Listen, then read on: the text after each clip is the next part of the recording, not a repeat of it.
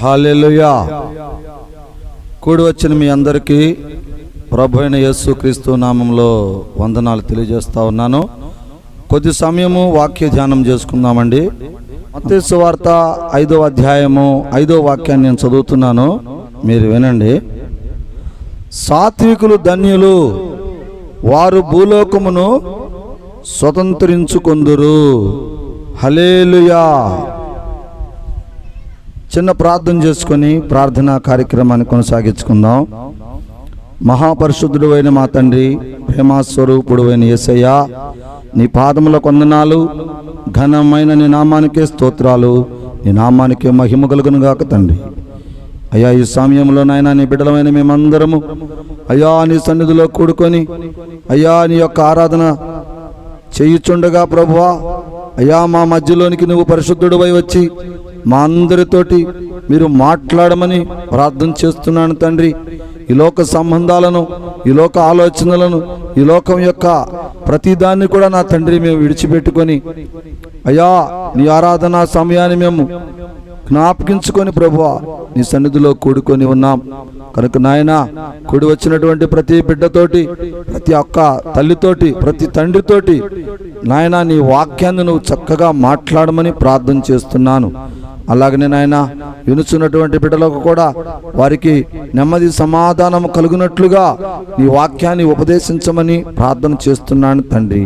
అలాగనే నాయన, దుష్టశక్తులు, దురాత్మశక్తులు వాక్యమును నా తండ్రి అడ్డుపడకుండా నీ పరిశుద్ధమైనటువంటి మాటల చేత మమ్మల్ని నడిపించమని దేవుని కుమారుడవు, ఈ లోకానికి రక్షకుడు అయిన యేసుక్రీస్తు పరిశుద్ధమైన నామంలో ప్రార్థన చేసి బ్రతిమలాడుచున్నాను నా తండ్రి.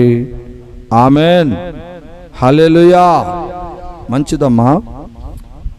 ఈ వాక్య ధ్యానములో మీరు వాక్యాన్ని గమనించినట్లయితే చదవబడిన వాక్యాన్ని మరొకసారి చదువుతాను, మీరు వినండి. మత్తయి సువార్త 5వ అధ్యాయము 5వ వాక్యం చదివినట్లయితే, సాత్వికులు ధన్యులు, వారు భూలోకమును స్వతంత్రించుకొందురు. హల్లెలూయా.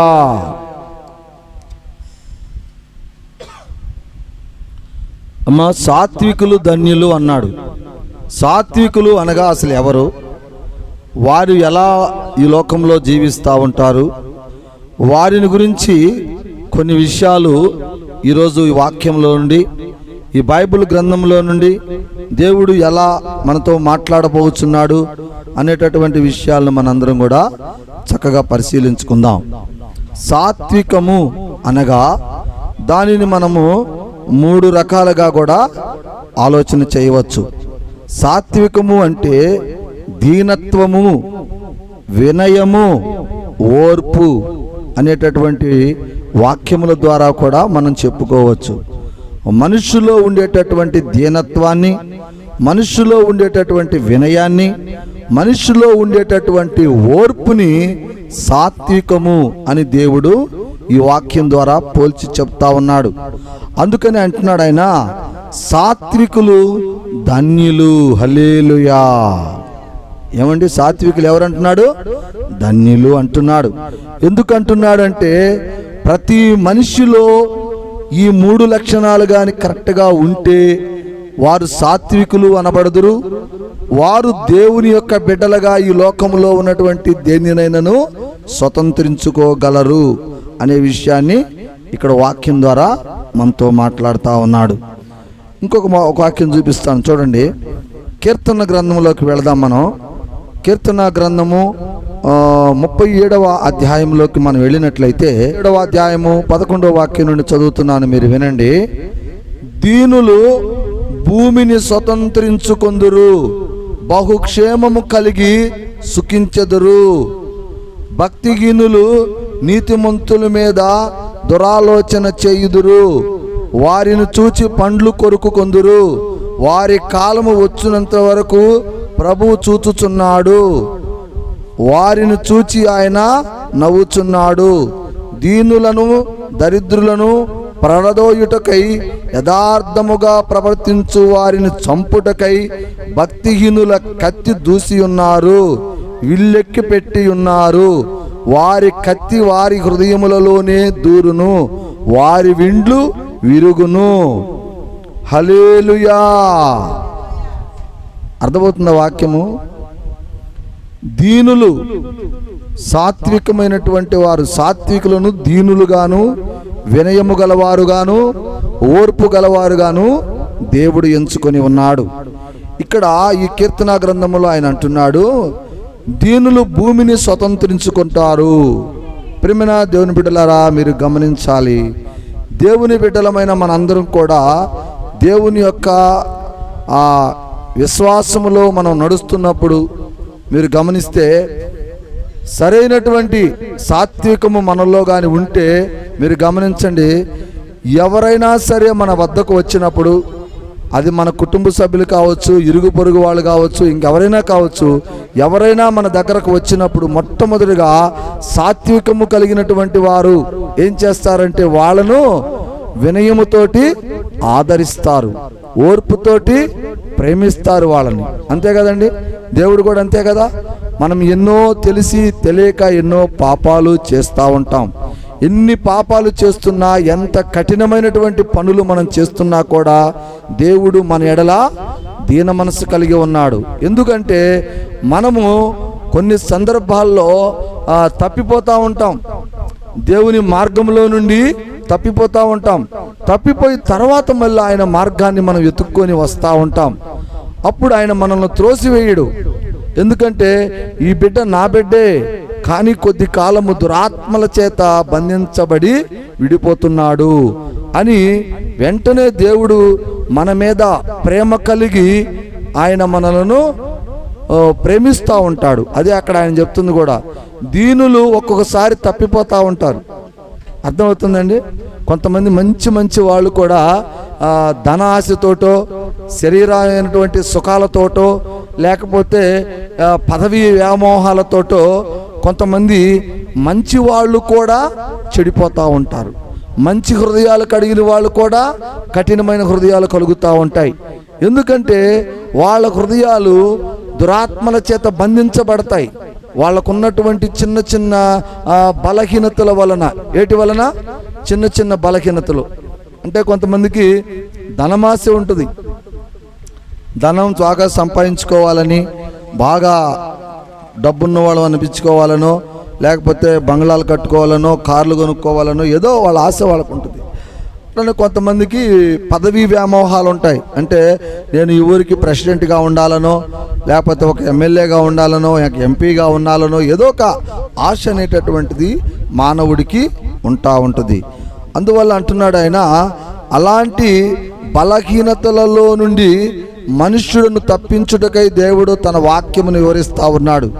ఎప్పుడైనా గుర్తుపెట్టుకోండి ప్రేమణ దేవుని బిడ్డలారా, మీరు మనుష్యులో వినయం ఉండాలా, దీనత్వం ఉండాలా, ఓర్పు ఉండాలా. ఆ మూడు ఎప్పుడైతే మనుష్యులో ఉంటాయో వాళ్ళు సాత్వికులు అనబడుదురు అని వాక్యము చెప్తా ఉంది. అలాంటి సాత్వికము కలిగినటువంటి వారిని దేవుడు కాపాడుతాడు. ఎవరు కాపాడుతాడండి? మనుషులు కాపాడతారా? కాపాడరు, దేవుడే కాపాడుతాడు. దానికి సాక్ష్యం ఒక వాక్యం చూపిస్తా మీకు. చూడండి, కీర్తన గ్రంథము 51వ అధ్యాయంలో నుండి మనం చూసినట్లయితే అక్కడ ఒక మాట దేవుడు మనతో మాట్లాడుతున్నాడు. కీర్తన గ్రంథము 51వ అధ్యాయము 17వ వాక్యాన్ని చదువుతున్నాను, వినండి. విరిగిన మనస్సే దేవునికి ఇష్టమైన బలులు, దేవా విరిగి నలిగిన హృదయమును నీవు అలక్ష్యము చేయువు. హల్లెలూయా. ఏమండి, దేవుడు ఎవరి వద్దకు వస్తానంటున్నాడు? దేవుడు ఎవరిని చూస్తానంటున్నాడు? విరిగి నలిగిన హృదయాలను, విరిగి నలిగిన మనస్సు కలిగినటువంటి వారిని దేవుడు చూస్తాను అని తన వాక్యము ద్వారా చెప్తా ఉన్నాడు. ప్రియమైన దేవుని బిడ్డలారా, అదే మీరు గమనించాలి. ఈడ మనుష్యులలో అహంకారం ఉంటుందా, లేకపోతే కోపం ఉంటుందా, లేకపోతే రాక్షసత్వం ఉంటుందా, లేకపోతే మరి దొంగతనము కానీ, మరి ఏదైనా కోపం కానీ, ఇలాంటి లక్షణాలు కానీ మన యొక్క జీవితంలో మనకు ఎదురవుతూ ఉండి మన శరీరంలో ఇలాంటివన్నీ కూడా నడుస్తున్నాయి అంటే అర్థం ఏంటి? మనము దేవుని యొక్క దీనత్వాన్ని కోల్పోయి ఉన్నామని అర్థం. అంతే కదండి. దేవుని బిడ్డలైతే ఎలాగుండాలంటున్నాడు వాక్యములో? విరిగి నలిగిన మనస్సు కలిగిన వారై ఉండాలి. హల్లెలూయా. ఒక సమస్య గురించి కానీ, ఒక కుటుంబ సమస్య గురించి కానీ, లేకపోతే మన సంఘంలో ఉన్నటువంటి సమస్య గురించి కానీ, లేకపోతే మన యొక్క బంధుమిత్రుల యొక్క సమస్యల గురించి కానీ మనం ఎలాగుండాలంటున్నాడు? విరిగి నలిగిన మనస్సు దేవునికి ఇష్టమై ఉన్నది. హల్లెలూయా. అంటే మనము ఏదైనా మనకు ఒక సమస్య వచ్చినప్పుడు కానీ, మన కుటుంబ సభ్యులకు కావచ్చు, మన ఇరుగు పొరుగు వారికి కావచ్చు, ఎవరికైనా ఏదైనా ఒక సమస్య క్రియేట్ అయినప్పుడు దానిని మనము మనంతటగా మనం ఆలోచన చేయకూడదు. ఏం చేయాలంటే దానిని దేవుని వద్ద పెట్టి దేవునికి మొరపెట్టాలి. హల్లెలూయా. ఎవరికి మొరపెట్టాలండి? దేవునికి మొరపెట్టాలి. ఎందుకు దేవుడికి మొరపెట్టాలంటే మనము ఈ లోకంలో ఏమి చేయాలన్నా మనుష్యుడి యొక్క ఆలోచన కన్నా కూడా దేవుని యొక్క ఆలోచన ఎంతో శక్తివంతమై ఉన్నది. మనుష్యుల యొక్క ఆలోచనల కన్నా కూడా దేవుని యొక్క ఆత్మ ఎంతో శక్తివంతమై ఉన్నది. అందుకనే మనము ఏ సమస్య వచ్చినా, ఏ యొక్క ప్రాబ్లం వచ్చినా, ఏది వచ్చినా సరే దానిని మోకాళ్ళేసి దేవుని వద్ద కూర్చొని మనము ఆయనకు అప్పచెప్పవలసిన వాళ్ళమై ఉన్నాం. అందుకే ఆయన అంటున్నాడు, విరిగిన నలిగిన మనస్సే నాకు ఎంతో ఇష్టము. హల్లెలూయా. దీనులకు దీనత్వము, మరి వినయము, ఓర్పు, ఈ మూడు రావాలి. సాత్వికులు అనేటంటే ఈ మూడు మనలో ఉంటేనే మన సాత్వికులు అంటారు. వినయం ఉండాలి. ఎవరితో మాట్లాడాలన్నా, ఏదైనా చెయ్యాలన్నా మనము గౌరవించాలి. మన పక్క వాళ్ళని మనం ఏం చేయాలండి? గౌరవించాలి. చూడండి, కొంతమందిని మీరు గమనించినట్లయితే, కొంతమందిని, అంటే అందరిని కాదులేండి, కొంతమందినే చెప్తున్నాను, బాగా చదువుకున్న వాళ్ళు ఉన్నారు అనుకోండి, చదువు లేని వాళ్ళని చెప్తే పెద్దగా లెక్క చేయరు. అంతేనా? ఏందులే వాడు బరిగొడ్లు కాసుకునేవాడో, లేకపోతే టాపీ పని చేసుకొని బతికేవాడో, లేకపోతే అదేనో ఇదేనో చాలా బలహీనంగా తక్కువ చేసి మాట్లాడుతూ ఉంటారు కొంతమంది. అలానే బాగా డబ్బున్నటువంటి వాళ్ళు కూడా దరిద్రులను చూసి కూడా అలానే ఆలోచిస్తుంటారు. వాళ్ళు ఎప్పుడు చూసినా పేదోళ్ళు, దరిద్రులు, ఎప్పుడు చూసినా రేకుల చెట్లు పూరిపాకాల్లోనే ఉంటారు. వాళ్ళ బతుకులు ఎప్పటికీ ఎన్నటికీ మారవని చెప్పేసి ధనికులు కూడా మనల్ని అలాగనే ఆలోచిస్తూ ఉంటారు. అలాంటి హృదయము కలిగినటువంటి వారు దేవుని దృష్టిలో చాలా తక్కువ మనస్సు కలిగిన వాళ్ళై ఉంటారు. ఎందుకంటే దేవుడు దీనులను, దరిద్రులను మరి ప్రేమిస్తూ ఉంటాడు. ఎందుకనంటే వారికే దేవుని మీద ప్రేమ ఉంటుంది. మీరు గమనించండి, బాగా మనకి యవ్వన స్థితిలో ఉన్నప్పుడు, యవ్వన స్థితిలో మన శరీరం ఉన్నప్పుడు మనం ఎలా ఉంటామండి? ఏ పని పడితే ఆ పని చేయాలని ఇష్టపడతాం. ఏదో ఒక విధంగా డబ్బు సంపాదించుకోవాలనే కోరిక మనలో ఉంటుంది. మన ఇష్టానుసారంగా టైంతో సంబంధం లేకుండా ఉదయం 6 గంటల నుంచి రాత్రి 10 గంటల వరకు శరీరాన్ని నలగొడతా ఉంటాం. ఎందుకంటే డబ్బు ఆశ, పదవి ఆశ. ఆ శరీరము యవ్వన స్థితిలో ఉంది కాబట్టి దానిని మనం ఎంతో కష్టపెడతా ఉంటాం. అదే ఒక 80 సంవత్సరాల కాడికి వెళ్ళి, అబ్బాయి నీకు డబ్బులు ఇస్తాను, నువ్వు పని చేయ అంటే చేస్తాడా అండి? చేయలేడు. ఎందుకంటే తను బలహీనుడు, తన శరీరము శక్తిని కోల్పోయి ఉంది కాబట్టి తను చేయలేడు. అదే బలవంతుడైతే చేస్తాడు. అట్లానే దేవుడు కూడా ఏంటంటేనండి, దీనులను, దరిద్రులను, అంటే పేదవారిని, దేవుని యందు భయభక్తులు కలిగినటువంటి వారినే ప్రేమిస్తాడు. వాళ్ళనే ఆయన ఆదరిస్తాడు. నాకు ధనముంది, నాకు పదవులున్నాయి, నాకు అది ఉంది, నాకు ఇది ఉంది, నాకు ఉద్యోగం ఉంది, నాకేంటి పని, నా కష్టాజితంతో నేను బ్రతుకుతున్నాను, అక్కడికి వెళ్ళాల్సిన పని ఏంటి, ఆ దేవుడికి మొక్కాల్సిన పని ఏంటి, ఆ దేవుడికి ప్రార్థన చేయాల్సిన పని ఏంటి అనేటటువంటి భావన కొంతమందిలో ఉంటుంది. అదే నీకు చెప్తుంది. మొట్టమొదటిగా శరీరము బలములో యవ్వనములో ఉన్నప్పుడు మనం ఏదైనా చేస్తూనే ఉంటాం. కానీ ఆ ప్రయాస అంతా కూడా ఒక దినాన వ్యర్థమైపోతుంది. ఎందుకనంటే నీలో ఉండేటటువంటి ఆ యొక్క యవ్వన స్థితి, నీలో ఉండేటటువంటి ఆ యొక్క శక్తి కొన్ని సంవత్సరాల తర్వాత తరిగిపోయిద్ది. తరిగిపోయిద్దా? అట్టానే ఉంటుందండి ఎవరికైనా. 20 సంవత్సరాల నుంచి 50 నుంచి 60 సంవత్సరాల మధ్యలో ఉన్నటువంటి శక్తి మనకి 80 సంవత్సరాల్లో కూడా ఉంటుందా? 80 సంవత్సరాల్లో మనం ఏ స్థితిలో ఉంటాం? కాలు తీయలేని స్థితిలో ఉంటాం. అడుగు లేపటానికే ప్రళయంగా ఉంటుంది. మాట్లాడాలన్నా బాధగా ఉంటుంది. కంటి చూపు కరువైపోతుంది.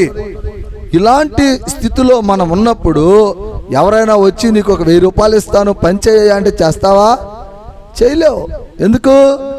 నువ్వు శరీరాన్నిలో ఉన్నటువంటి శక్తిని కోల్పోయి ఉన్నావు.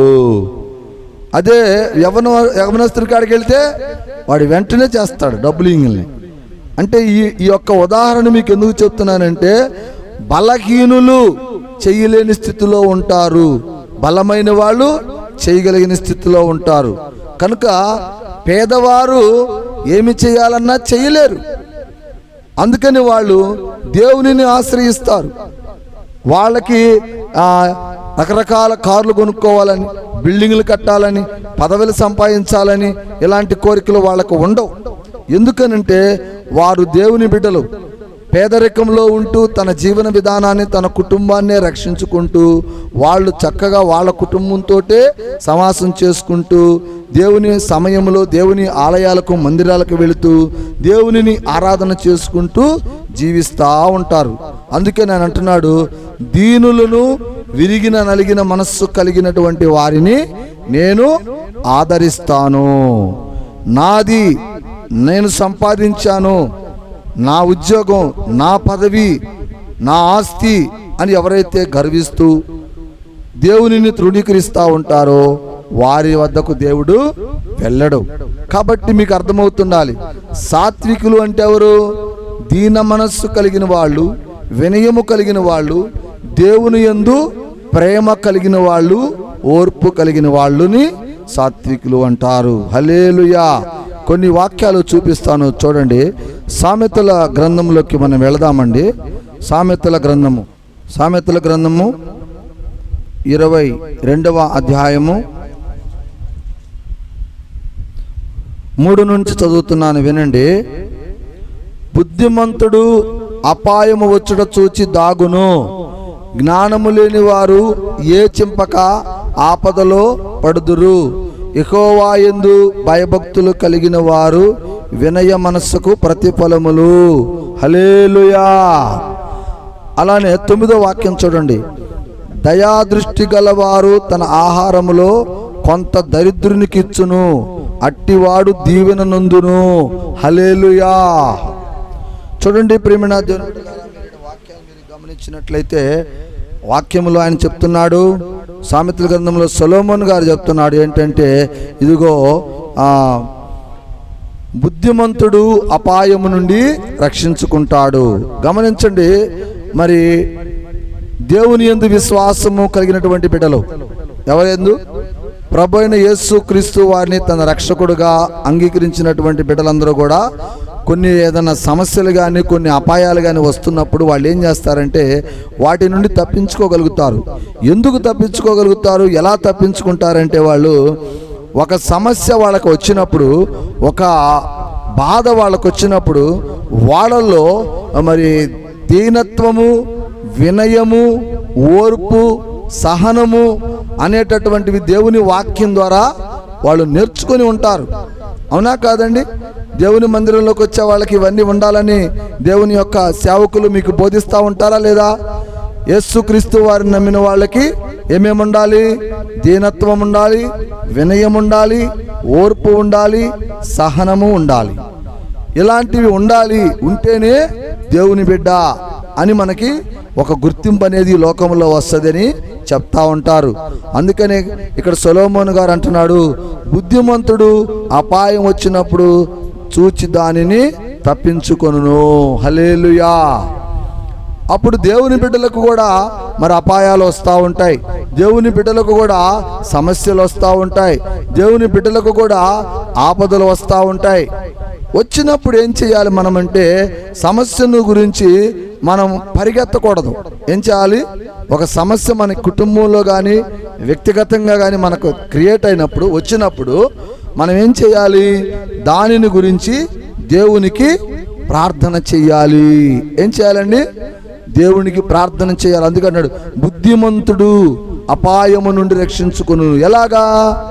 దేవునికి ప్రార్థన ద్వారా. చాలామంది అనుకోవచ్చు, ఏమండి నాకు ఆరోగ్యం పాడైపోయింది కదండి, ఆరోగ్యం పాడైపోయినప్పుడు నేను దేవుడికి ప్రార్థన చేస్తే నా ఆరోగ్యం కుదురుపడుద్దా అంటే, గుర్తుపెట్టుకోండి ప్రేమైన దేవుని బిడ్డలారా, ఆరోగ్యము క్షీణించటము అనేది శరీర లక్షణాలలో ఒక ప్రక్రియ.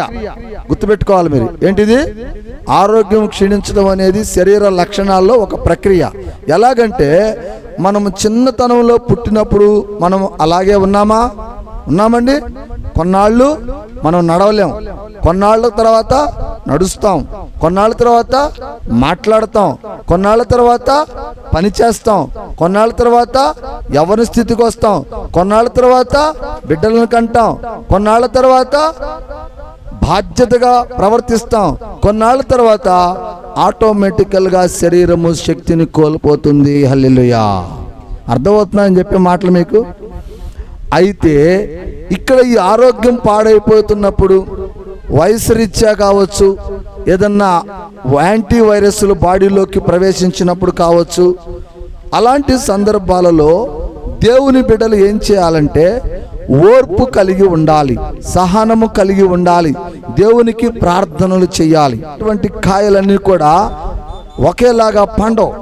కొన్నిటికి తెగుళ్ళు వస్తాయి, కొన్ని సమృద్ధిగా పండుతాయి. అవునా? కొన్ని తినటానికి పనికొచ్చేలాగా దేవుడు తయారు చేస్తాడు, కొన్నిటిని మరి ఆ క్రిమి కీటకాలు కూడా వదిలేస్తాడు.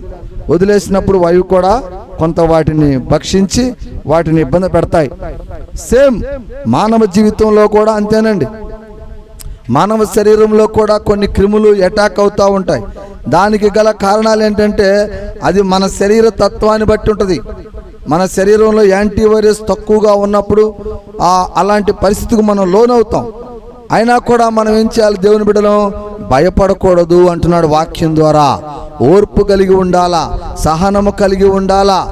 ఏం చేయాలంటే దేవునికి ప్రార్థన చెయ్యాలా. ఏమని చెయ్యాలి అని అంటే, తండ్రి ఈ యొక్క జీవితాన్ని నువ్వు ఇచ్చావు, మరి నీ సన్నిధిలో నేను నడుస్తున్నా, మరి నాకు వచ్చినటువంటి యొక్క అనారోగ్యాన్ని బట్టి నేను భయపడతలేదు. ఎంత కాలము నన్ను ఉంచుకుంటావో అంత కాలము నీ సేవలో, నీ బిడ్డగా, నీ యొక్క విశ్వాసిగా, నీ సేవకునిగా, సేవకురాలుగా నేను జీవించి చనిపోతాను తప్ప భయపడాల్సిన అవసరం లేదు. ఈ భూమి మీద శరీరధారిగా ఉంటే నిన్ను ప్రార్థన చేస్తాను. ఒకవేళ శరీరాన్ని విడిచిపెడితే ఆత్మానుసారునై పరదైసులో నీతో కూడా ఉంటానని మనం దేవుడితో ఎప్పటికప్పుడు ప్రార్థన చేసుకుంటూ ధైర్యము కలిగి ఉండాలా. హల్లెలూయా. ఒకసారి గట్టిగా చప్పట్లు కొట్టండి. ఎందుకు చెప్తున్నానంటే ఈ మాటని, మీలో చాలా మందికి అదే తెలియదు. ఏదన్నా పరిస్థితులు బాగా చిన్న ప్రాబ్లం మన శరీరంలోకి వస్తే వెంటనే గడిబిడి పడిపోతాం. అయ్యో నాకు దేవుడు సహాయం చేయలేదే అని కంగారు పడిపోతారు. అయ్యో నా చిన్న వయసులోనే ఇంత వ్యాధి ఎందుకు వచ్చిందో అని భయపడతారు. నీకు అదే చెప్తున్నా, చెట్టుకు కాసినటువంటి కాయలన్నీ ఒకేలాగా ఫలించవు. కొన్ని వేస్ట్ అవుతాయి, కొన్ని సక్రమంగా అభివృద్ధి చెంది ఆహారముగా ఉపయోగపడతాయి. సేమ్ మనం కూడా అంతే. దేవుని యందు విశ్వాసం ఉంచినప్పటికీ కూడా దేవుడు ఎవరిని ఎంతవరకు వాడుకోవాలో అంతవరకే వాడుకుంటాడు. వాడుకున్న కొద్ది సమయం కూడా మనము దేవునికి ఇష్టముగా జీవించాలి. అదే ఇప్పుడు వాక్యం చెప్పబోతా ఉన్నా. చూడండి, అదే సామెతల గ్రంథము 15వ అధ్యాయంలోకి మనం వద్దాం. ఇందాకలా 22వ అధ్యాయం చూపించాను కదా మీకు. 15వ అధ్యాయంలోకి వచ్చి కొన్ని వాక్యాలు చదువుకుందాం. చూడండి, అదే సామెతల గ్రంథము 15వ అధ్యాయంలోకి వచ్చినట్లయితే దేవుని బిడ్డలారా, అక్కడ రాయబడిన మాటలు చూడండి. జ్ఞానుల నాలుక మనోహరమైన జ్ఞానాంశములను పలుకును, బుద్ధిహీనుల నోరు మూఢవాక్యములను కుమ్మరించును. యెహోవా కన్నులు ప్రతి స్థలము మీద నుండును, చెడ్డవారిని మంచివారిని అవి చూచుచుండును. సాత్వికమైన నాలుక జీవ వృక్షము, దైనిలో కుటిలతము యుండినడల ఆత్మకు భంగము కలుగును. హల్లెలూయా. గమనించాలి ప్రియమైన దేవుని బిడ్డలారా, ఇక్కడ వాక్యాన్ని వివరిస్తా ఉన్నాడు. ఏమనంటే సాత్వికుల యొక్క పద్ధతి ఎలాగుండాలి, వారి ఆలోచన విధానం ఎలాగుండాలి అనేటటువంటి విషయాలను ఇక్కడ వాక్యం ద్వారా మనకు సొలొమోను గారు చెప్తున్నాడు. ఏమంటున్నాడంటే సాత్వికుల యొక్క ఆ నాలుక మనోహరమైనటువంటి జ్ఞానములను పలుకును. గమనించండి ప్రియమైన దేవుని బిడ్డలారా, మీరు దేవుని యందు విశ్వాసము కలిగి, దేవుని యందు నమ్మకము కలిగి, యేసు రక్షణ భాగ్యాన్ని పొందినటువంటి దేవుని బిడ్డలైతే మనలో వినయము, విధేయత, ఓర్పు, సహనము ఉంటవి. కాబట్టి ఎప్పుడైనా సరే, ఎవరైనా సరే మన వద్దకు వచ్చినప్పుడు, మన సన్నిధిలోకి వచ్చి మన కుటుంబంతో మాట్లాడినప్పుడు మనం ఏం చెప్పాలి చెప్పండి? ఒక సమస్య గురించి ఎవరైనా మీ పక్కింటోళ్ళో, మీ బంధుమిత్రుల్లో మీ దగ్గరకు వచ్చారనుకో, ఏదో ఒక బాగా అనారోగ్య పరిస్థితి గురించి కావచ్చు, లేకపోతే కుటుంబంలో బిడ్డల యొక్క విషయాలు కావచ్చు, మీ దగ్గరకు వచ్చారు, సలహా అడుగుతున్నారు.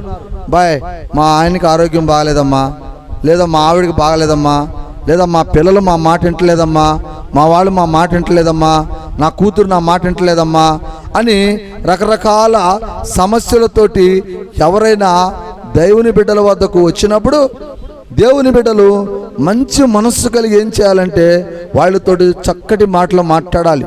ఏమనంటే, అమ్మా మీ బిడ్డ ఆరోగ్యం బాగలేదా, అమ్మా నీ కూతురు నీ మాట వింటలేదా, అయితే దేవుడికి ప్రార్థన చేస్తా, నీ బిడ్డ గురించి ప్రార్థన చేస్తా, నీ కూతురు గురించి ప్రార్థన చేస్తా.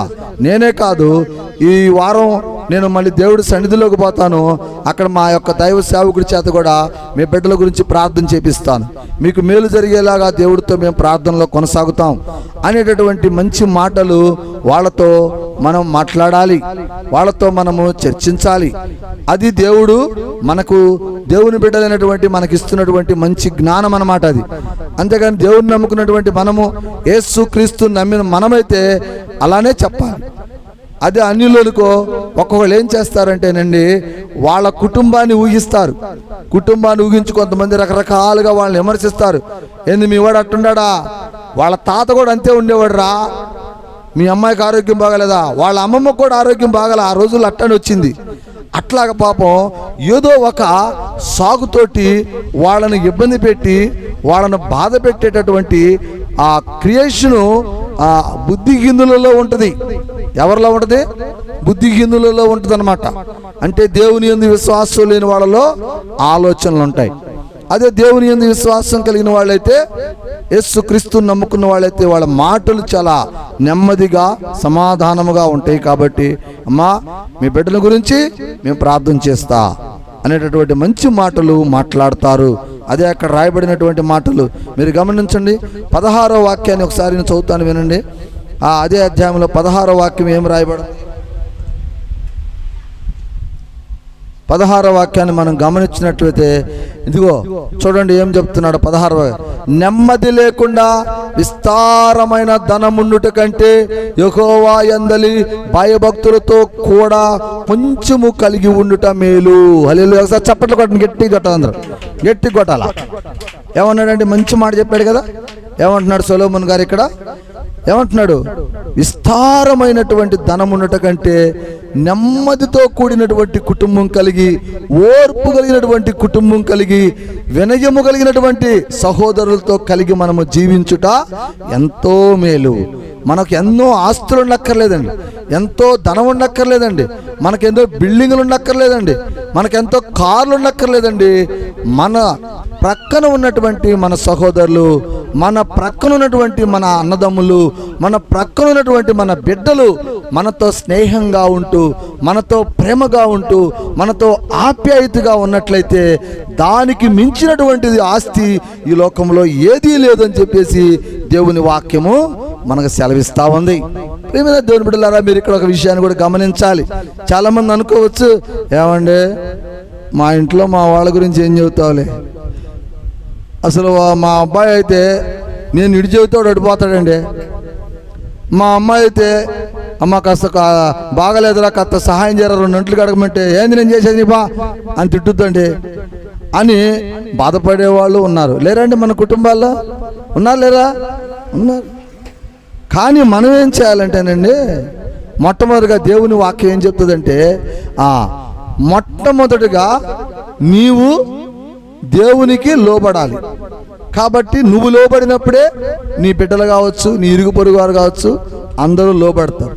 గుర్తుపెట్టుకోండి ప్రియమైన దేవుని బిడ్డలారా, ఇప్పుడు మామూలుగా ఒక వ్యక్తికి మనం సహాయం చేస్తే ఆ వ్యక్తి మనకు సహాయం చేయటానికి ఇష్టపడతా ఉంటాడు. అంతేనా కాదా? మీరేం చేయాలంటే మొట్టమొదటిగా మన కుటుంబం కూడా ఇలాగా నెమ్మదిగా సమాధానంగా ఉండాలంటే మీరు కూడా మీ కుటుంబ సభ్యులతోటి ప్రేమపూర్వకంగా ఉండాలి. మీరు అనుకోవచ్చు, ఏంటి సహోదరుడా పాస్టర్ ఎటు చెప్తున్నా పాస్టర్ గారు అంటే, అంతే నేను చెప్తున్నా. ఎలాగంటే నీ బిడ్డ నీ మాట వినకపోయినా, నీ కుమారుడు నీకు వ్యతిరేకంగా ఉన్నా, నీ బంధుమిత్రులు నీకు వ్యతిరేకంగా ఉన్నా, నీవు వారికి ప్రేమనే పంచుతూ ఉండాలి. నువ్వు వాళ్ళతో స్నేహంగానే ఉండాలి. అంటే నేను చెప్పే మాట మీరు జాగ్రత్తగా వినండి. ప్రేమను పంచమన్నాను, స్నేహంగా ఉండమన్నాను, వాళ్ళని ఆదరించమన్నాను, కానీ వాళ్ళకలాగా నువ్వు కూడా మారమనలా. హల్లెలూయా. అంటే వాళ్ళకలాగా అంటే వాళ్ళు ఆల్రెడీ కఠినంగా ఉన్నారు, వాళ్ళు మంచి మనసుతో లేరు, వాళ్ళు చెడ్డ హృదయాలు కలిగి ఉన్నారు. వాళ్ళని నేను మిమ్మల్ని ప్రేమించమంటున్నాను, కానీ వాళ్ళలాగా నిన్ను మారమంటలా. కాబట్టి మనం ఏం చేయాలా? అస్టర్ గారు కానీ సేవకుడు కానీ వాళ్ళని ఆదరించండి, వాళ్ళని ప్రేమించండి అని చెప్పినప్పుడు వాళ్ళకిలాగా మనం ఉండకూడదు, యేసులాగా మనం వాళ్ళకి ప్రేమను పంచుతూనే ఉండాలి. ఏదో ఒక రోజున వాళ్ళు మారి తీరుతారు. హల్లెలూయా. ఒకసారి గట్టిగా చప్పట్లు కొట్టండి. చూడండి, అట్లానే 29వ వాక్యం ఏం చెప్తున్నాడో అదే అధ్యాయంలో, భక్తిహీనులు యెహోవా దూరస్తుడు, నీతిమంతుల ప్రార్థన ఆయన అంగీకరించును. హల్లెలూయా. ఏమంటున్నాడు? భక్తిహీనుల హృదయాలు దేవునికి దూరంగా ఉంటాయి. మీరు గమనించండి, మరి ఒక మనిషిలో వినయము, విధేయత, దీనత్వము, ఓర్పు, సహనము ఉంటే మనం ఏమన్నా చెప్పేది వాళ్ళకి అర్థమైంది. అంతేనా? ఏమన్నా అర్థమవుతుందా అంటే వాళ్ళలో ఏదో ఒక లక్షణం ఉంటుంది. ఓర్పుగా ఉన్నా ఉంటారు, వినయంగా అన్నా ఉంటారు, మరి సాత్వికంగా ఉంటారు. మనం చెప్పేది వాళ్ళకి అర్థం కావట్లేదు అంటే అర్థమైంది, వాళ్ళలో ఈ లక్షణాలు ఏమీ లేవు అని అర్థం. అంటే వాళ్ళను దేవుడు ఏమంటున్నాడు? వాళ్ళను నాకు దూరంగా ఉంటారు అంటున్నాడు. అంతేనా కాదా? ఇప్పుడు దేవుని వాక్యం మనం మాట్లాడుకుంటున్నాం, దేవుని సన్నిధిలో కూర్చొని మనం దేవుని ఆరాధన చేస్తూ ఉన్నాం. లోకంలో చాలా మంది ఉన్నారు, లేరా అండి? మనమేనా ఉంది? లోకంలో చాలా మంది ఉన్నారు. కానీ మరి లోకంలో అందరు ఇక్కడికి వస్తున్నారంటే రారు. ఎందుకు రారు అంటే వాళ్ళల్లో ఇలాంటివి ఉంటాయి అన్నమాట. ఎలాంటివి అంటే, యేసుక్రీస్తు వారా, ఆయన క్రిస్టియన్ దేవుడే, యేసుక్రీస్తును ప్రార్థన చేయటం అంటే మనం క్రిస్టియన్ మతాన్ని తీసుకున్నట్టేగా. మనం ప్రభు ప్రార్థన మనకు అక్కర్లేదు, మన మతం వేరు, మన కులం వేరు, మన జాతి వేరు అని ప్రభువును కూడా అంగీకరించలేనటువంటి హృదయాలు కలిగి ఉంటారు. దానినే అంటున్నాడు ఆయన భక్తిహీనులు అనేటటువంటి వాక్యం ద్వారా మనకు పరిచయం చేస్తూ ఉన్నాడు. కాబట్టి వాళ్ళు ఏం చేస్తారంటే, దేవుని మంచి మాటలు వినపడుతున్నాయి, దేవుని సువార్త మంచిగా చెప్పబడతా ఉంది, మనం ఎలా జీవించాలి అనేటటువంటి విషయాల్ని, ఎలా జీవించకూడదు అనేటటువంటి విషయాల్ని మనకు చెప్తున్నప్పటికీ కూడా వాళ్ళ యొక్క హృదయాలు, భక్తిహీనుల యొక్క హృదయాలు ఎలా కలవరపడుతుంటాయి అంటే, ఇదిగో నేను చెప్పినట్లుగా ఏమంటుంటాయి అంటే, ఏందులే వాళ్ళ ప్రార్థన వేరు, వాళ్ళ కులాలు వేరు, వాళ్ళ మతాలు వేరు, వాళ్ళ జాతులు వేరు, మన కులం వేరు, మన జాతి వేరు అని వాళ్ళ హృదయాలు చాలా కఠినంగా మారేటటువంటి ఆలోచనలు ఉన్నాయి. ఎవరికి? ఆ విశ్వాసం లేనటువంటి వారికి, యేసుక్రీస్తు వారి యందు ప్రేమ లేనటువంటి వారికి ఇలాంటి ఆలోచనలు కనబడతా ఉంటాయి. కానీ అదే అధ్యాయం అన్నాడు, నీతిమంతుల ప్రార్థన ఆయన అంగీకరించును. హల్లెలూయా. ఎవరైతే ప్రభు అయిన యేసుక్రీస్తు వారిని నమ్ముకొని, నీతి మార్గాన్ని నమ్ముకొని నీతిగా అప్పటి వరకు చేసినటువంటి తప్పులు కావచ్చు, అప్పటి వరకు చేసినటువంటి మోసాలు కావచ్చు, అప్పటి వరకు చేసినటువంటి దొంగతనాలు కావచ్చు, వ్యభిచారాలు కావచ్చు, ప్రతి దానిని కూడా యేసు క్రీస్తు వారిని నమ్ముకొనక మునుపు మనం చేసిన ప్రతి కార్యాన్ని కూడా దేవుని యందు విశ్వాసం ఉంచినప్పుడు విడిచిపెట్టి దేవుని యందు విశ్వాసంతో నడుస్తున్నట్టు ఆయన వాళ్ళ ప్రార్థన అంగీకరిస్తానని వాక్యం ద్వారా చెప్తా ఉన్నాడు. కాబట్టి దేవుని యందు విశ్వాసం కలిగిన వాళ్ళు ఎట్లా ఉంటారు? సాత్వికమైనటువంటి మనస్సు కలిగి ఉంటారు, ప్రేమ కలిగినటువంటి మనస్సు కలిగి ఉంటారు, ఓర్పు కలిగినటువంటి మనస్సు కలిగి ఉంటారు. హల్లెలూయా. కొన్ని వాక్యాలు చూపిస్తాను చూడండి. 1 పేతురుకు రాసిన పత్రిక 5వ అధ్యాయంలోకి మనం వెళదాం. 1 నుండి నేను చదువుతున్నాను, మీరు వినండి. చూడండి ప్రియమైన దేవుని బిడ్డలారా, బలి చేత కాక దేవుని చిత్తము ప్రకారము ఇష్టపూర్వకముగాను దుర్లభాక్షతో కాక సిద్ధ మనస్సుతోనూ మీ మధ్యనున్న దేవుని మందను పై విచారణ చేయుచు దానిని కాయుడి. మీకు అప్పగింపబడిన వారిపైన ప్రభు అయినటువంటి మందకు మాదిరులుగా ఉండుడి. ప్రధాన కాపరి ప్రత్యక్షమైనప్పుడు మీరు వాడబరని మహిమ కిరీటము పొందుదురు. చిన్నలారా, మీరు పెద్దలకు లోబడి ఉండుడి. మీరందరూ ఎదుటివాని ఎడల దీన మనస్సును అను వస్త్రమును ధరించుకొని మిమ్మును అలంకరించుకొనుడి. హల్లెలూయా. దేవుడు అహంకారులను ఎదిరించి దీనులకు కృప అనుగ్రహించును. దేవుడు తగిన సమయమందు మిమ్మును హెచ్చించున్నట్లు ఆయన బలిష్టమైన చేత క్రింద దీన మనస్సులై ఉండుడి. ఆయన మిమ్మును గురించి చింతించుచున్నాడు కనుక మీ చిత్త యావత్తు ఆయన మీద వేయుడి. నిర్బలమైన బుద్ధి గలవారై మెలకుగా ఉండిడి. హల్లెలూయా. ప్రియమైన దేవుని బిడ్డలారా, మీరు గమనించాలి, పేతురు గారి వాక్యాల ద్వారా చక్కటి మాటలు మనతో మాట్లాడుతూ ఉన్నాడు. ఏమిటంటే, ఇదిగో పిల్లలారా, ఇదిగో చిన్నపిల్లలారా, మీ పెద్దవాళ్ళ మాటలకు లోబడండి. ఇదిగో కుమార్తెలారా, మీ తల్లులకు తండ్రులకు లోబడండి. ఇదిగో యవనస్తులారా, మీ భార్యలకు మీరు లోబడండి, మీ భర్తలకు మీరు లోబడండి. మీరు ఒకరినొకరు వినయము కలిగి ప్రేమ కలిగి జీవించండి. ఎందుకనంటే దేవుని యందు విశ్వాసం కలిగినటువంటి వారు దేవుని రాజ్యంలో చేరేటటువంటి వారు ఇలాంటి మనస్సు కలిగి ఉండాలి మీరు అనేటటువంటి విషయాన్ని పేతురు గారు మనతో ఈ వాక్యాల ద్వారా మాట్లాడుతూ ఉన్నాడు. అంతేకాదు, మీరు ఎప్పుడైతే దీన మనస్సు కలిగి ఉంటారో దేవుని యొక్క కృప కూడా మీ మీద అంత సమృద్ధిగా ఉంటుంది అని చెప్పి చెప్తా ఉన్నాడు. అంతేకాదు, మీరు దేవుని యందు ప్రతి ఒక్క విషయాన్ని మీరు దేవుడితో మాట్లాడుకోవాలంటున్నాడు. యావత్తు చిత్తం మీరు ఆయన మీద వేయాలంటున్నాడు. గమనించండి, మన కుటుంబంలో కావచ్చు, మన యొక్క సమస్యలు ఏవైనా సరే నిజంగా దేవుని యందు విశ్వాసం కలిగిన వాళ్ళు, సాత్వికులు అనిపించుకునే వాళ్ళు ఏం చేస్తారంటే కలవరపడరు. ప్రతి చిన్న విషయానికి వాళ్ళు కలవరపడరు. ఏం చేస్తారంటే ఏ చిన్న విషయం వచ్చినా కూడా వాళ్ళు ధైర్యము కలిగి నిర్భయము కలిగి మోకాళ్ళేసి దేవుడితో ప్రార్థనలో కూర్చుంటారు. కూర్చొని, తండ్రి, ఈ సమస్య ఏంటి, నాకెందుకు వచ్చింది, ఈ సమస్య ఏంటి, నా బిడ్డ ఎట్టెందుకున్నాడు, నా కుమార్తె ఎట్టెందుకుంది, నా భర్త ఎందుకు ఇట్టున్నాడు, నా భార్య ఎందుకు ఇట్లా ఉంది అని ప్రతి ఒక్క దాని మీద దేవుని యందు విశ్వాసం కలిగిన వాళ్ళు నిర్భయము కలిగి, అంటే ధైర్యము కలిగి ప్రార్థనలో దేవుడితో పోరాటంలో ఉంటారు. ప్రియమైన దేవుని బిడ్డలారా, మీరు గమనించండి. అయ్యా, నేను మా ఆయన కోసం ఎంతో ప్రార్థన చేశాను, మా ఆయనలో మార్పు రాలేదు అనే వాళ్ళు ఉన్నారు. అయ్యా, నేను మా ఆవిడ కోసం ఎంతో ప్రార్థన చేశాను, మా ఆవిడలో మార్పు రాలేదు అనేవాళ్ళు కొంతమంది ఉన్నారు.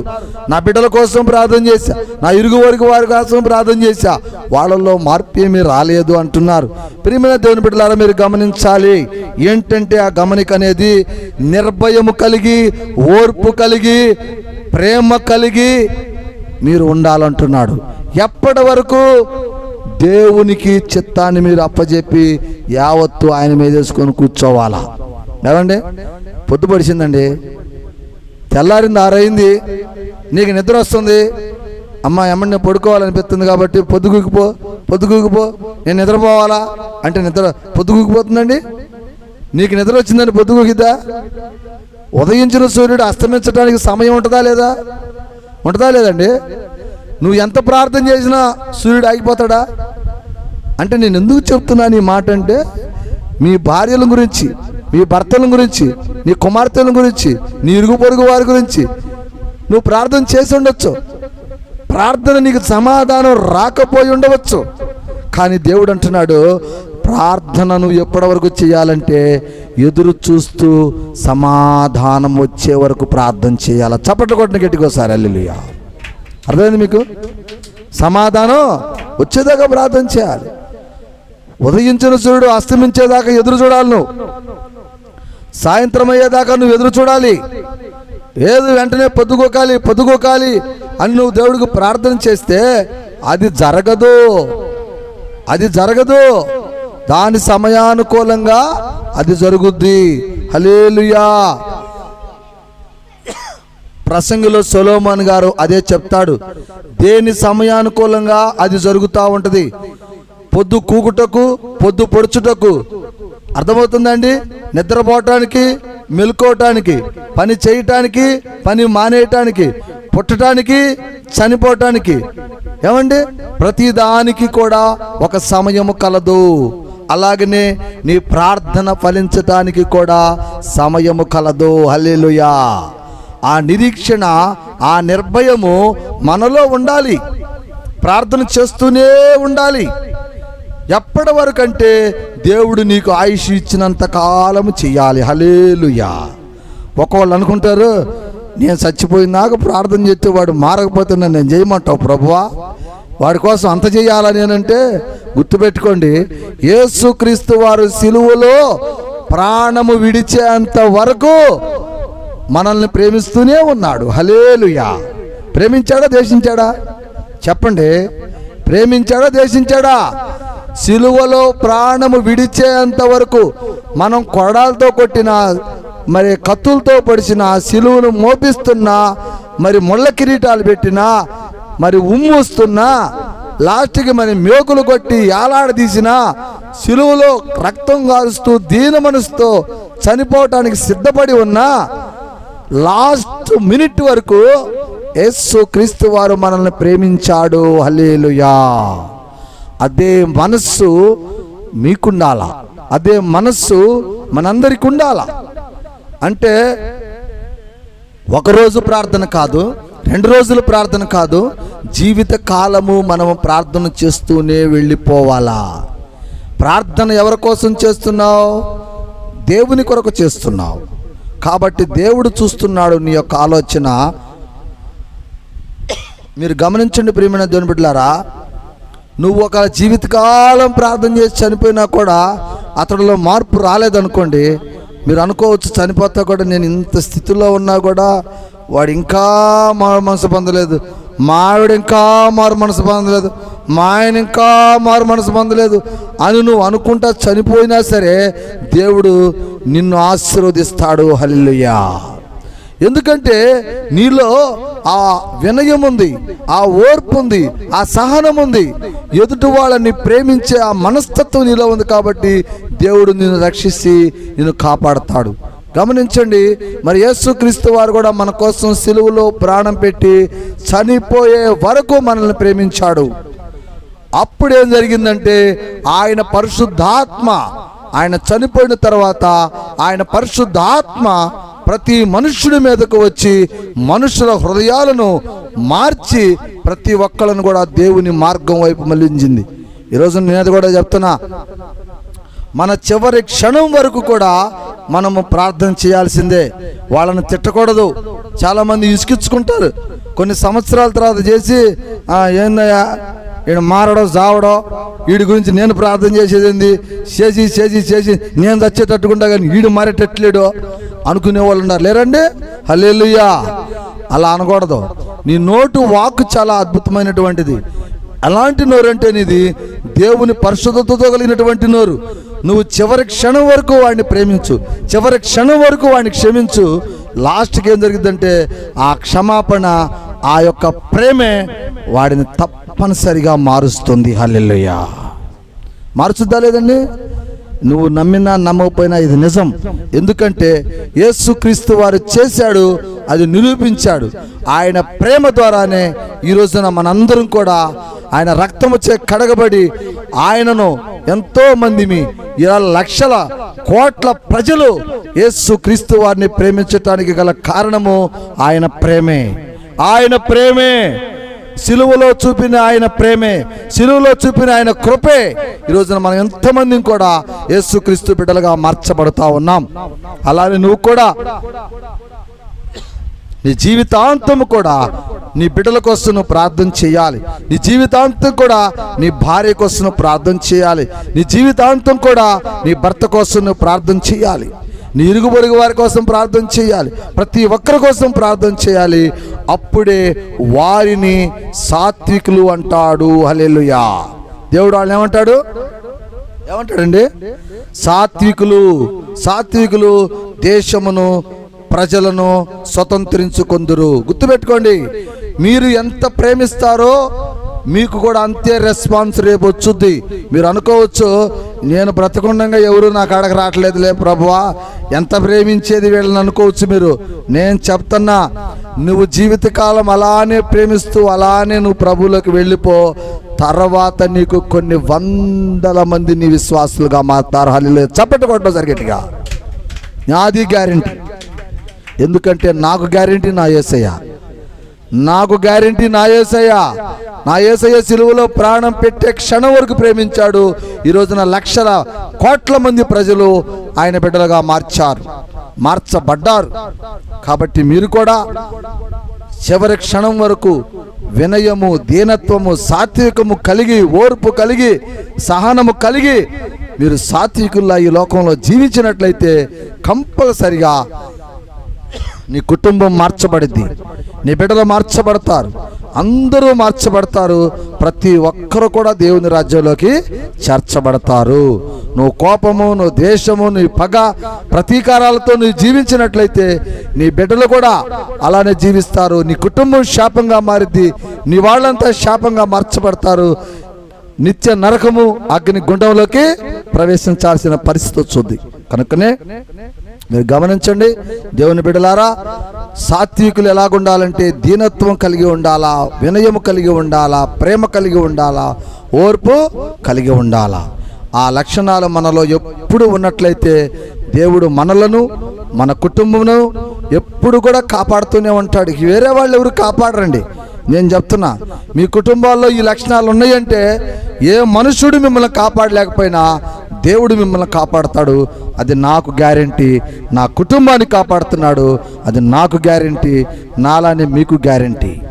కాబట్టి ప్రతి ఒక్కరు కూడా మరి వినయము కలిగి, మరి దీనత్వం కలిగి, ఓర్పు కలిగి, సహనము కలిగి జీవించాలని, మీరందరూ సాత్వికులుగా ఉండాలని దేవుడు ఈరోజు ఈ వాక్యాన్ని మీకు బోధిస్తూ ఉన్నాడు. వాక్యం అర్థమైతే ఒకసారి దేవుడు చప్పట్లు గట్టిగా కొట్టండి. అర్థమైందా వాక్యం? అది సరే. మీ అందరి కోసం చిన్న ప్రార్థన చేస్తాను. ప్రార్థన ముగించుకుందాం. హల్లెలూయా.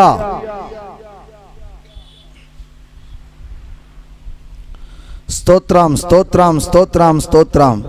పరిశుద్ధుడా, ప్రేమామయుడా, కరుణామయుడా, దయామయుడా, హబ్బా తండ్రి యేసయ్యా, నీ పాదములకు వందనాలు తండ్రి. ఘనమైన నీ నామానికి స్తోత్రాలు ప్రభువా. ఇదిగో నాయనా, నీ బిడ్డలు, నీ కుమార్తెలు, నీ కుమారులు, చిన్నలు, పెద్దలు అందరూ నీ సన్నిధిలో కూడుకొని నీ యందు మోకాళ్ళేసి ప్రార్థన చేస్తున్నారు ప్రభువా. అయ్యా, ఈ సమయంలో నాయనా మేము అయోగ్యులము నాయనా. ఇదిగో నా తండ్రి, మా హృదయాలు దీనత్వం కలిగి ఉన్నాయా, వినయము కలిగి ఉన్నాయా, ఓర్పు కలిగి ఉన్నాయా, సహనము కలిగి ఉన్నాయా నాయనా. ఇలాంటి లక్షణాలు మాలో లేకపోతే మేము ఈ లోకంలో నీ బిడ్డలుగా ఎలా జీవిస్తాము తండ్రి. నాయనా, ఈ లక్షణాలన్నీ మాలో పెంపొందించు. మా హృదయంలో ఉన్నటువంటి చీకటిని, దురాత్మ శక్తిని, అంధకార శక్తిని తొలగించు ప్రభువా. మాలో దీనత్వాన్ని పెంపు నాయనా, వినయాన్ని పెంచు ప్రభువా, ఓర్పును పెంచు నాయనా, సహనాన్ని పెంచు ప్రభువా, ప్రేమను పెంచు ప్రభువా. కూడి వచ్చినటువంటి ప్రతి బిడ్డను మీరు దర్శించండి నాయన. వారి కుటుంబానికి మీరు రక్షణ కల్పించండి ప్రభువా. వారి ఆత్మలకు మీరు రక్షణ కల్పించండి ప్రభువా. వారి యొక్క కుటుంబాలకు మీరు రక్షణ కల్పించండి ప్రభువా. వారి ఇరుగు పొరుగు వారికి నీ రక్షణ కల్పించండి ప్రభువా. అలాగనే నాయనా అయా, అనేకులు ఈ లోకంలో నీ యందు అవిశ్వాసులై జీవిస్తా ఉన్నారు నాయనా. నీ యందు అవిశ్వాసులుగా ఉన్నటువంటి వారి మీద కూడా మీరు కనికరము చూపండి ప్రభువా. నీ వాక్యము సెలవిస్తా ఉంది, ఎవరైతే నా వాక్యం విని నా వాక్యమునందు భయభక్తులు కలిగి నా యందు విశ్వాసము కలిగి నా మందిరమునకు వచ్చి నా రక్షణ పొందుచున్నారో వారికి నేను నిత్య జీవాన్ని కలుగు చేస్తానని చెప్పి నీ వాక్యం సెలవిస్తా ఉంది.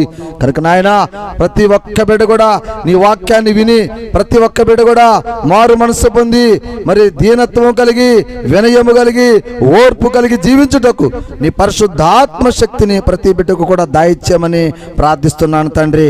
అలాగే నాయనా, ఇప్పటి వరకు ప్రార్థనలో మాకు తోడుగా ఉండి నీ పరిశుద్ధ ఆత్మ శక్తి ద్వారా తండ్రి నువ్వు మాతో మాట్లాడినందుకై నీకు స్తోత్రాలు తెలియజేస్తున్నాను. అలానే కూడి వచ్చిన బిడ్డలు మరోసారి జ్ఞాపకం చేసుకోండి నాయన. మళ్ళా తిరిగి వచ్చే వారంలో కూడా అనేక బిడ్డలు నీ మందిరానికి రావటానికి అనేక ఆత్మలను నడిపించమని ప్రార్థన చేస్తున్నాను తండ్రి, నీ స్తోత్రాలు. అలాగనే ఇప్పటివరకు చేసినటువంటి ప్రార్థనను నీ పాదాల చెంత పెడుతున్నాను ప్రభువా. దీవించి రక్షించమని దేవుని కుమారుడవు ఈ లోకానికి రక్షకుడు అయిన యేసు క్రీస్తు పరిశుద్ధమైన నామములో ప్రార్థన చేసి బ్రతిమలాడుచున్నాను నా తండ్రి, ఆమెన్. పరలోక ప్రార్థన చేయండి. పరలోకమందున మా తండ్రి, చెప్పండి నాతో పాటు. పరలోకమందున మా తండ్రి, రాజ్యం మాకు వచ్చును గాక, నీ చిత్తం పరలోకమందు నెరవేర్చబడినట్టు భూమి అంతా నెరవేర్చబడును గాక. అయ్యా, మేము చేస్తున్నటువంటి మా తప్పులను క్షమిస్తున్నావు నాయన. అలానే మా ఎడల తెలిసి తెలియకున్న పొరపాట్లు చేస్తే వాళ్ళను కూడా క్షమించేటటువంటి మంచి మనస్సు, దీనత్వము, దయాళత్వము, ఓర్పు, సహనాన్ని మాకు దయచేయమని ప్రార్థిస్తున్నాను తండ్రి. అలా మాకు కావలసినటువంటి అనుదినం ఆహారం మాకు దయచేసినందుకే నీ స్తోత్రాలు తండ్రి. ఎందుచేతనగా రాజ్యము, బలము, శక్తి, మహిమ నిరంతరం నీవై ఉన్నావు మా తండ్రి, ఆమెన్. తండ్రి అయిన దేవుని ప్రేమ, కుమారుడైన యేసుక్రీస్తు వారి యొక్క కృప, పరిశుద్ధాత్మ అన్యోన్య సహవాసము కూడి వచ్చిన మనందరికీ, అలానే గ్రామంలో ఉన్న ప్రతి కుటుంబానికి, అలానే శబ్ద యంత్రం ద్వారా వింటున్న ప్రతి బిడ్డకును, అలానే లైవ్ ద్వారా చూస్తున్న ప్రతి బిడ్డకును సదాకాలం తోడయుండి నిత్యంతం పరలోకం వరకు నడిపించును గాక, ఆమెన్. ప్రభు యేసు రక్తమే జయం, ప్రభు శిలువ రక్తమే జయం. యేసు క్రీస్తు నామమునందు మనందరికీ నిత్య జీవము కలుగునుగాక, ఆమెన్. హల్లెలూయా, హల్లెలూయా, హల్లెలూయా. అందరికీ వందనాలమ్మా.